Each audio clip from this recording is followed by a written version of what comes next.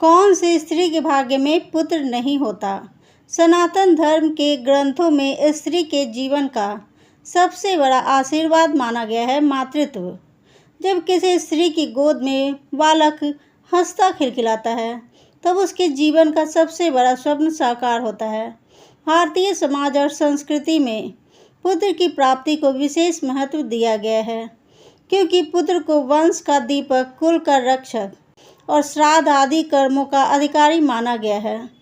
यही कारण है कि हर स्त्री अपने जीवन में पुत्र की आकांक्षा रखती है, किंतु सभी स्त्रियों के भाग्य में पुत्र का सुख नहीं लिखा होता। कुछ स्त्रियां चाहे कितनी भी पूजा, व्रत, अनुष्ठान कर ले, फिर भी पुत्र प्राप्ति से वंचित रह जाती है।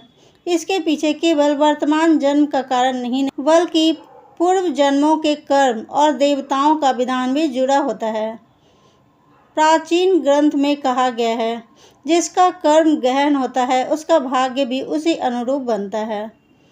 इस कथा में हम जानेंगे कि किस स्त्री के भाग्य में पुत्र नहीं होता, इसका कारण क्या है, और एक ऐसी स्त्री की कथा जिसका जीवन इसी प्रश्न का उत्तर बन गया। बहुत प्राचीन काल की बात है। हिमालय की तराई में एक विशाल और समृद्ध राज्य था, विदेह। वहाँ के राजा वीरसेन पराक्रमी, धर्मनिष्ठ और प्रजापालक थे। उनकी कीर्ति दूर दूर तक फैली हुई थी। उनकी प्रजा सुखी थी। राज्य में धन धान्य की कोई कमी न थी। राजा वीरसेन की महारानी का नाम था मालवती। वह गुण रूप में अद्वितीय थी। उनके स्वभाव में कोमलता और धर्म में गहरी आस्था थी। वे प्रतिदिन पूजा पाठ, दान, व्रत और ब्राह्मण सेवा करती थी, किंतु एक ही दुख उनके हृदय को जलाए रखता था। उनके भाग्य में पुत्र न था। विवाह के कई वर्षों बाद भी महारानी की गोद सूनी रही।